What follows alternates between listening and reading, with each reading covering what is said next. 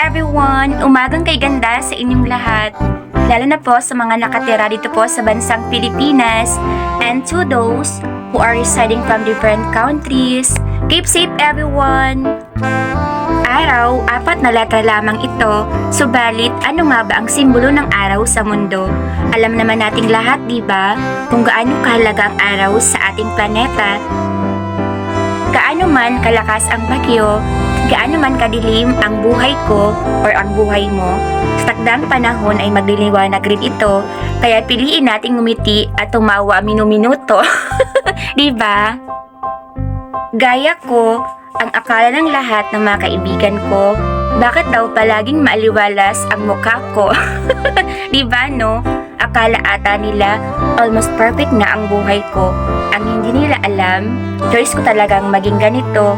Ang araw ay isang paalala, pag-asa sa ating puso ay huwag hayaang mawala. Habang sumisikat pa ito sa dakong silangan, patuloy tayong makipagsapalaran, alisin ang galit at inggitan, pairalin ang pagmamahalan, piliing maging maliwanag tulad ng araw. Hayaang makita ito sa bawat galaw. Lulubog, lilitaw ang buwan at araw, patuloy pang lalakad ang panahon. Ako'y magmamahal sa'yo, hindi ito magbabago, pag-ibig ko'y laan lamang sa'yo. Minamahal kita. Well, yes indeed, diba? Tayo po ay kanyang minamahal. Kaya naman, to all the people out there, just keep up the good work.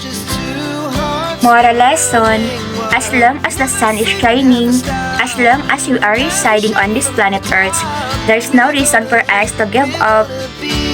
Keep in mind everyone, Isaiah 43 verse 19, masdan mo, ako ay gagawa ng bagong bagay, ito'y nagaganap na. Hindi mo ba ito nakikita? Gagawa ako ng daanan sa gitna ng desyerto at magkakaroon ng ilog sa lugar na ito. In short, keep moving forward everyone. Better days and nights are on the way. God is in control. He knows what is simply the best for us. Once again, happy Saturday everyone. Just enjoy your day. Keep safe and God bless us all.